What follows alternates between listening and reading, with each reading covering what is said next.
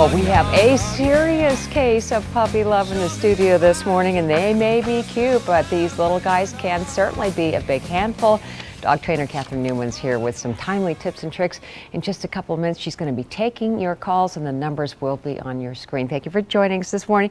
This is a little girl. Yes, this is our newest addition at Augusta. Her name is Risky. Okay. And she's 11 weeks old.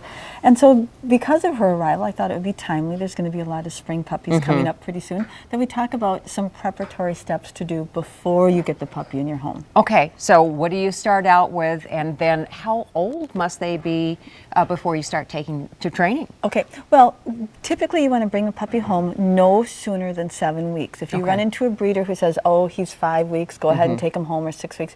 Really, they need those last 2 weeks, 5th and 6th and 7th week, really to bond with their mother and to develop very, very good social skills, which makes them a good pet once they come home. Okay. So never take a puppy before 7 weeks. We adopted Risky at 10 weeks because we were on vacation and the breeder said, go ahead, we'll keep her. And it worked out very, very well. So even later sometimes is better than earlier.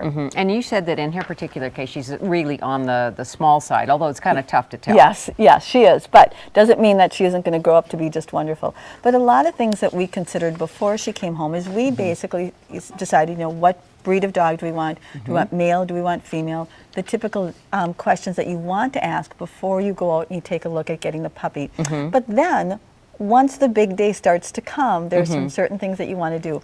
One is organize your home. Purchase your crate, purchase your dog food, get your dog bowls, get your leashes, get all of the gear that you're going to need in advance, and then decide where it's going to be. Crate location is a question I get a lot as an in-home trainer. Where should it be? Neutral location, kind of quiet, maybe in the kitchen or a mudroom, definitely not in the master bedroom because it's going to be too disruptive, and you want to make sure that your puppy really understands that their role in the pack is not to be one of the leaders, but to be one of the followers. So all of that is very important. Select your veterinarian well before your puppy shows up as well. And it's okay to interview veterinarians as well as interview doggy daycares if your puppy needs to go to doggy daycare to make sure that your puppy is with the people that you feel the most comfortable with. Okay, excellent, excellent tips. Anything else that we need to know, like collars or identification or having the chip put in? Excellent questions.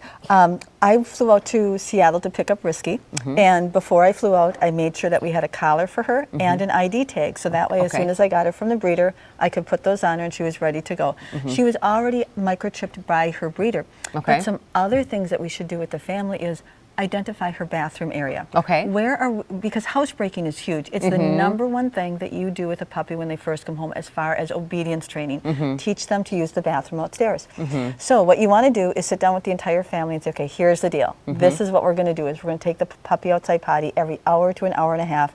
We're going to go out on leash. We're going to go to this specific area, and when the puppy eliminates, she's going to get a treat outside. And of course, the really big rule is that we're never going to let the puppy alone, unattended in the house.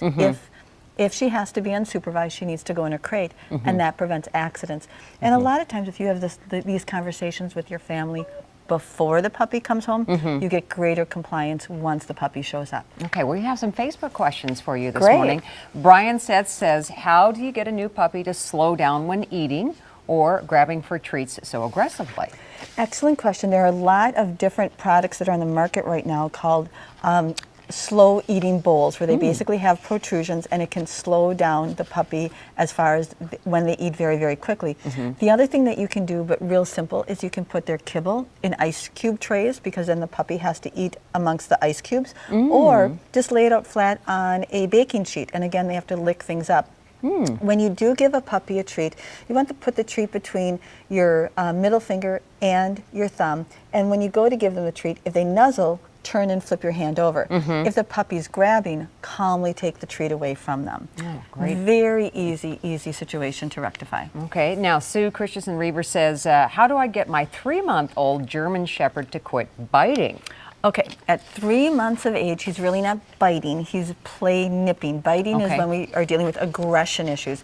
So, and playing with their mouth, that's what puppies do. So, a couple of things is when you pet, and I love this advice, especially for little kids, you want to pet from the collar back. Okay. Anytime you pet up around the head, it's going to cause the puppy to turn their head and want to bite you. So, if you pet from the collar back, you're going to prevent the puppy from turning and leading them into temptation. The other thing is you always keep toys handy, and you want to have a variety of toys so that way one toy doesn't become humdrum. And then the last thing is if your puppy's really, really, like they're in your arms and they just won't settle down, I just put them down and walk away, or I put them in their crate with a toy. Okay. Because then they're just so aroused at that stage that no type of distraction or correction is going to work.